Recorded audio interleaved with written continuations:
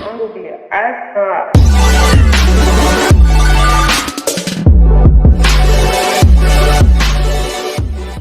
What's good, what's good? We got on BestsPointOfViewTV today. Go. It's Beach Boy motherfucking Nino, aka Big Beach, aka Mr. Motherfucking Hard to Reach, man. What's good, baby? What's good, bro? So what's this Big Beach, bro? With BeachBoy Nino? What's that? What's the beach mean to you, bro? Big Beach is the evolution of Beach Boy Nino. Beach Boy Nino is what I used to be. Big Beach is more personal. It's, I mean, me evolving to the next level, you know what I'm saying? So you about to change your name, you saying? I'm not gonna change my name. It's just like, you know, how Lil Durk made himself the hero, how, you know, Lil Baby made himself, you know, the voice, like, right. You know, I'm Big Beach now, you know what I'm saying? Like, yeah, I ain't a boy no more, you know what I'm saying? I'm a grown-ass man now. That's a fact. Now, where did beach come from, though? Like, why you call yourself Beach? And like, I mean, you gotta really think about it, man. Like, I really been feeling like I've been the waviest nigga for the longest, man. I feel like I've been the waviest nigga alive before Max me and all that. Right. And then, like, who don't love the beach, you know what I'm saying? Right. Who don't love the beach? So I thought it has to do like being from Beachwood or something like that. Nah, I ain't got nothing to do with being from the beach. I'm from the west side. Oh, where? I'm from the west side of Rochester, yeah. I ain't from the east side. I'm from the east side. Shout out to whole Beachwood, you know what I mean? Gio and all them, but yeah, nah, hell nah, I ain't from Beachwood. Cause I used to work with them, so somebody, yo, I'm thinking you was a favorite that Beachwood. Nah, man, them my niggas though, man. Shout out to Double H, man. Alright, that's good to clear it up. So let's talk about your personal life. Talk about growing up in the west side of Rochester, bro. I mean, the shit was cool, man. It molded me, man. It made a wavy ass, ill ass nigga. So, you know what I'm saying? I just became a product of my environment. That's what I turned out to be. So talk about like what were you into when you was younger? Like just play sports? Honestly, like on some real shit, like what a lot of people don't know is I went to like Eastman School of Music. I played instruments and shit, and trumpets and horns and tubas and pianos and, you know what I'm saying, voice and all that shit. So I was kind of trained for this shit. And then like that whole market crashed. There was no more money left in that. Everything went digital. So at one point in time, you were trying to play instruments and stuff like that. Yeah. It wasn't even I was trying, I was doing it. I went to school of arts. Right. Yeah, hell yeah, I was the brass leader of a classical and a jazz band. So like I already know that about you. I've been in tune already. Like I read treble clef, bass clef. I can conduct the fucking orchestra if I had to. Word. Yeah. That's fire. So you come from a musical background. Not just hip hop, but like jazz and stuff like that. Yeah, like jazz, everything classical, like. That's what I majored in. Word, so, that's fire. So what instruments did you play? Tuba, tenor saxophone, trumpet, French horn, minored in piano, minored in tenor saxophone, did a little bit of vocal. I did a bit of all, man. Now, so what was your most favorite thing to do out of all that stuff? Trumpet. Trumpet? Yeah, hell yeah.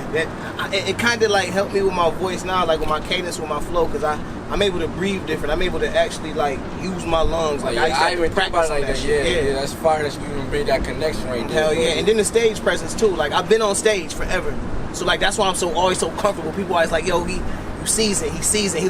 I literally been on stage since whether it was playing music or performing, like out. And then, you know what I'm saying, I was the brass leader in the classical band leader. So I always led the shit off. So I always, you know, took on that role of being the leader. Did you come from like a background with like what was my question? Did you come from a musical family type? Or that is something you picked up just like also honestly, like only a few people in my family did music. Like shout out to my Aunt Chrissy, Bolo Entertainment. She was the first person, and shout out to my Aunt Marche. She had booked my first studio session ever too. She first saw it in me, you know what I'm saying? We booked the studio session and we took off. She used to manage artists and shit like that. It was one of my aunts, and she was really into music, and she kind of like helped me and helped me like, you know, learn the craft and the ins and outs, and I just took what I knew and just took off with it. So I won't really say it was like a musical big background, but I did have some people in my family that influenced. Alright, so you said the music started to slow down, like the jazz and the classical world, that whole the Rochester Philharmonic Orchestra kind of ran out of money. Right. All that shit, everything went digital. You know what I'm saying? Right. CD players and shit. Like what people don't know is I'm 31 years old. You know what I'm saying? I'm not young. I'm not one of these. You know what I'm saying? Right. No disrespect to the youngins and shit like that. But I'm not one of these young niggas. Like I've been around. Right. I've been around from the old era to the new school to all that. Like I adapt like that. I move like that. Right. So talk about how you wanted to find a hip hop lane, cause that's a whole different lane. I used to battle niggas in school. You battle rap? I used to battle niggas in school. Yeah, they used to call me off the top. You a versatile. They used to call me off the top. Yeah, I don't write shit. I don't write no music. I never wrote none of them songs you ever heard. Nothing. I don't write nothing. So I used to battle niggas. I used to like eat niggas food, bro. Ask about me, like for real. I used to be in the bathroom like on some real like smack DVD shit, like little afro with a pick in my head, like getting crazy with niggas. So you know what I'm saying, like. And that's kind of where it started. Then, you know, I started rapping on beats. I had found a fucking Xbox. This shit had like 300 fucking instrumentals on it, bro. It was like it was supposed to have. I wrote all 300 instrumentals. So somebody sold you an Xbox when it had, and actually, I bought it from a pawn shop for like $50. Word, Hell nah, yeah. shit. Hell yeah, I was in the trap. I needed a little Xbox. I need something to play and shit. That shit had 300 fucking beats. I said, nigga, I guess this is where we going with it. So what year did you start making music though? Like what year would you say hip hop? Cause I first started hearing about you like 2015, 16. Like where did you kind of hear from me like about like just regular music? Was it videos? Was it me performing? It was music. Like I think it was culinary art. Okay, with the Richie Kid. Okay. Yeah. So shout out to my brother Lay. Shout out to Twin. Who that 10? You know what I'm saying? I know y'all familiar with him. He kind of was like the link between me and Rich the Kid. They kind of had contacted him when they had heard the song, and they had told me to pull up the Quad Studios that night. A lot of people thought like I paid for that feature. Nah, I seen the footage. Y'all yeah, like they hit us. We just pulled up. They just told us to just pay for the studio session and shit, and I just pulled up, man. It was just love. It was shout out to E Money. It was Rich the Kid manager at the time. Bay Swag, Famous Dex, Jay Critch, DJ Darrell. Like it was. So talk about how like he was rocking with the song and stuff like that? Yeah, hell yeah. When he had hit me, he was like, yo, this shit fire. Yo, y'all pull up. The studio session at Quad Studios, a 4-hour minimum. We called out there, got the price. We jumped in the car and just took off. And the crazy thing is about that, bro, we ain't really had a ride to New York that night. Wow, tell the story. It was some dude who was just, he listened to my music. I ain't know him from Can of Paint. He was like, bro, I drive. So we got all glizzy down and hopped in the car and took off. We get halfway there, and it's damn near nighttime, and bro, like, oh, I forgot to tell y'all my headlights don't work. So we like, what the fuck? That is the first y'all can get pulled over. We loaded down. I'm like, man, we get pulled over. This shit is fucking over, bro. So I really sat there and made a decision. We put over to the gas station. I'm like, man, fuck it. We get pulled. I'm saying I take what I take, and we took off. We made it there. Rich the Kid pulled up. Thought he faked at first. I ain't gonna lie. He had us out there for like 30, 45 minutes. But some pulled up, and relationship was rolled cool. out the motherfucking red carpet, and it was lit from there. Only thing that, kind of went sour with that was I wasn't letting go of my shit. So, you know what I'm saying? I wanted to, I own all my publishing, my masters, and all of that shit like that. So that's just, I decided to stay independent. Yeah, I definitely can respect that. That always works out in the long run. Yeah, hell yeah. A lot of people always question why he's not in the visual. He's not in the video because literally as soon as we shot that video, his budget changed, like super crazy. Because the video was something I would have to pay for. Right.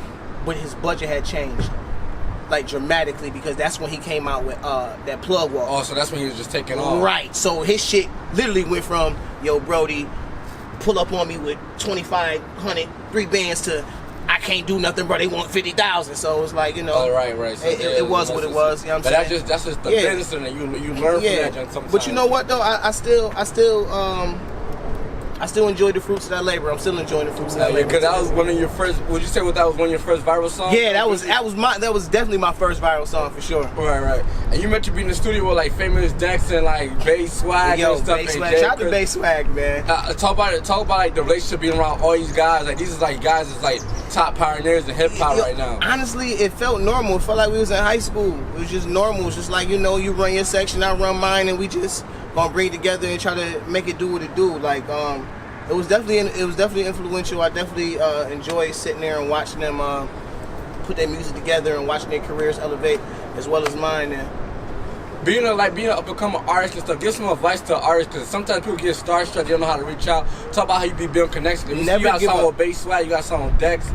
Never give up, man. Like, honestly, just keep going and going and going. A lot of people gonna knock you down. A lot of people gonna tell you what you're doing is foolish. A lot of people not gonna understand you, but it's not to be understood. Like, you know what I'm saying? Like, and I had to understand that. I had to come to the understanding that not everybody's gonna accept me. Not everybody's gonna enjoy what I got going on and things like that. Huh?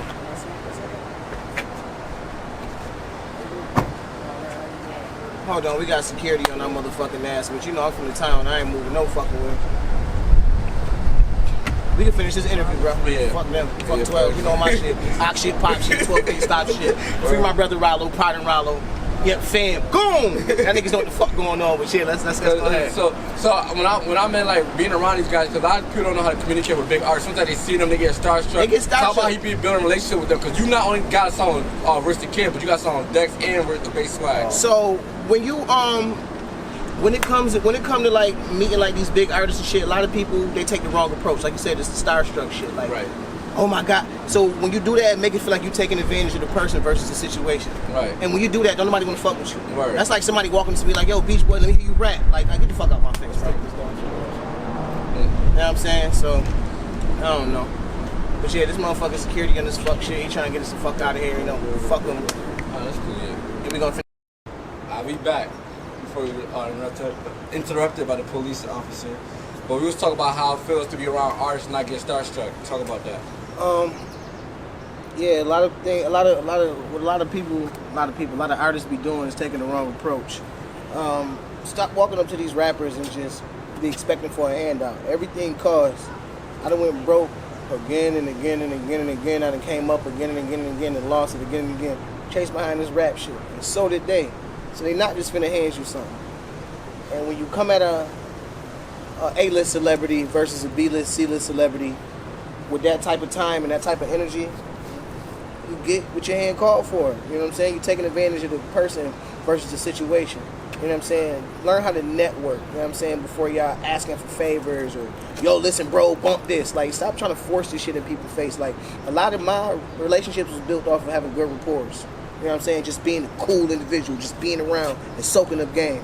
You know what I'm saying? Like, a lot of these people come in the room like they the shit and they who need to be fucked with it. You don't give a fuck about that. Yeah, don't give a fuck about none of that shit. Right.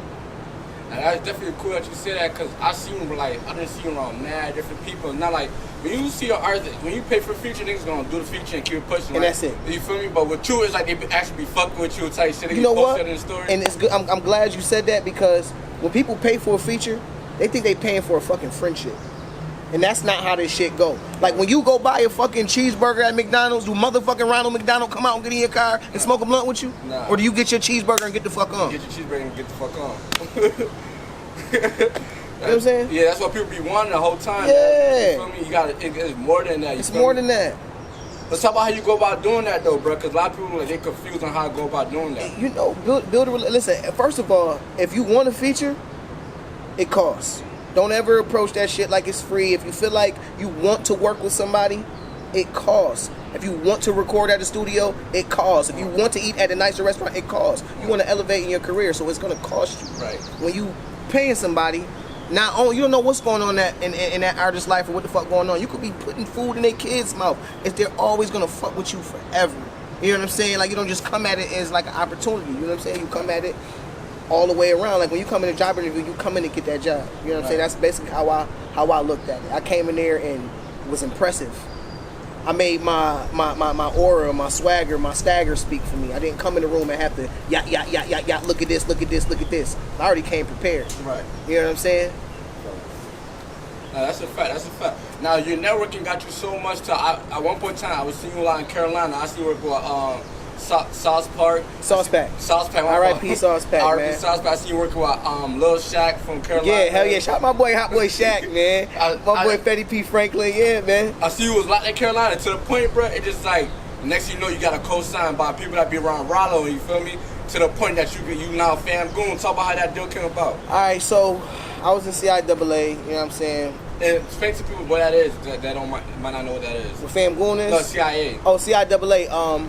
It was like a big, I wouldn't say a party, but it was like almost like a festival.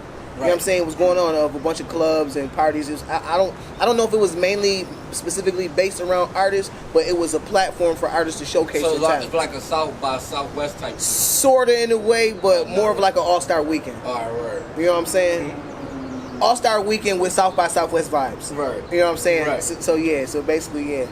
And I went in the club, I did my thing. Shout out to Bankroll Ziggy. We chopped it up after the club. We got close together. We started chopping it up. Went down to Miami. Introduced me to the whole FamGoon operation. And there it was.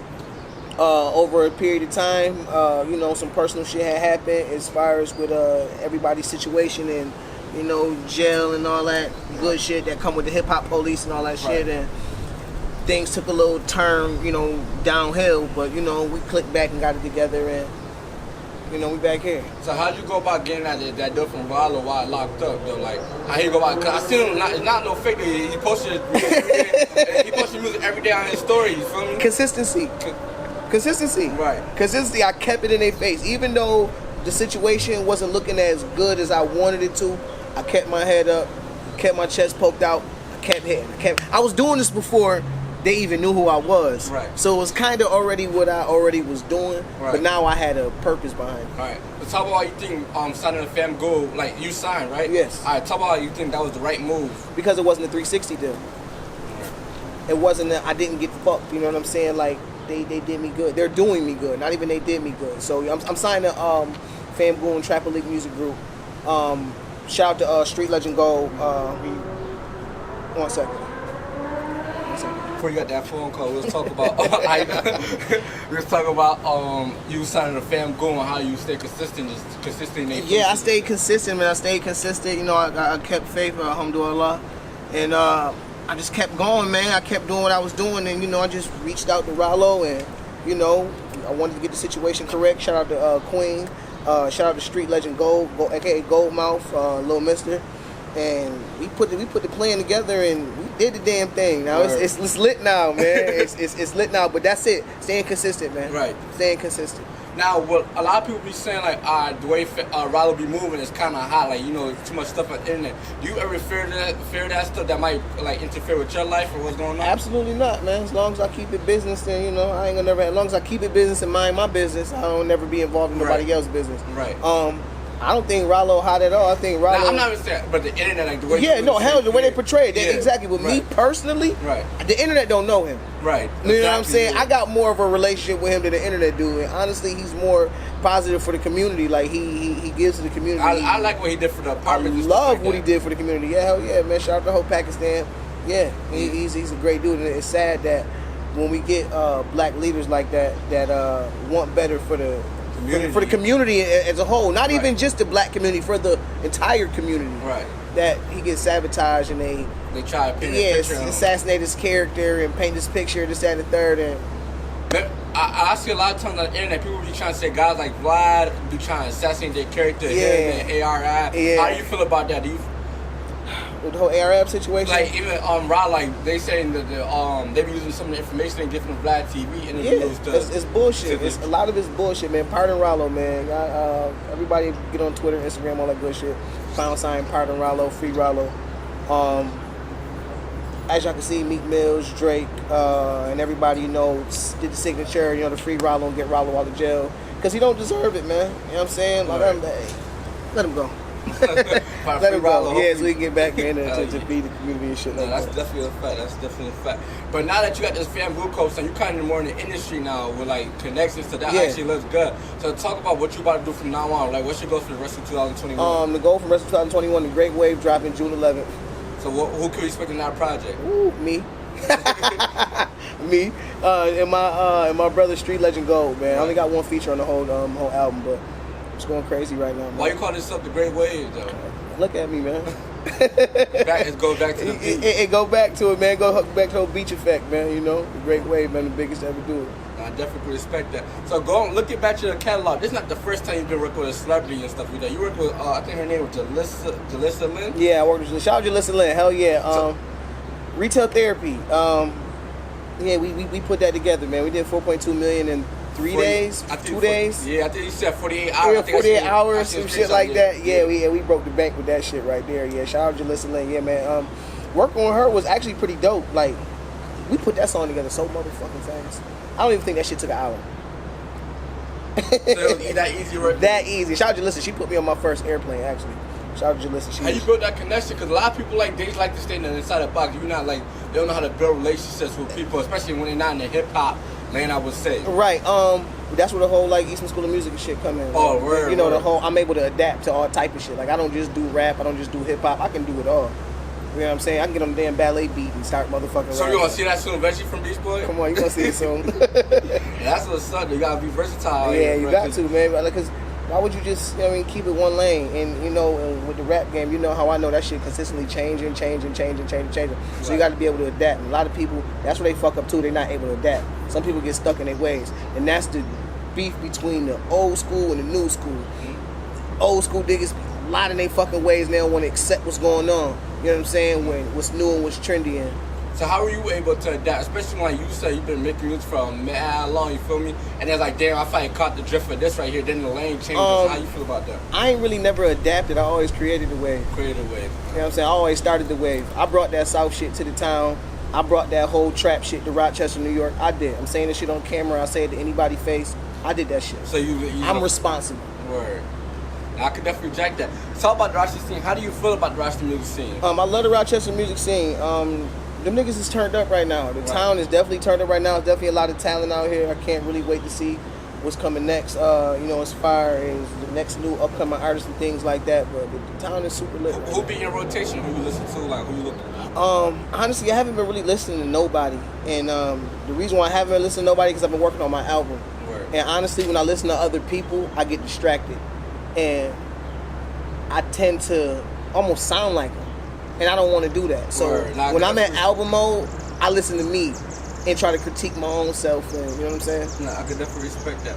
Besides music, you have a lot of other ventures going on too. I see you got the radio show that you just started. Oh yeah, man! Shout out to Brass Radio, man! Shout out to Vinny Fuego, Marlon, Frank. Yeah, man. Talk about that. What's that about, bro? So Brass Radio is pretty much a platform for I wouldn't even say just local artists, because we get millions of views and streams a month from all over the world. And it's just a platform for artists to showcase, their talents and what they're doing openly and freely without having to be judged or shamed upon for your shit not being mixed and mastered. It's just, it's almost like an online Apollo.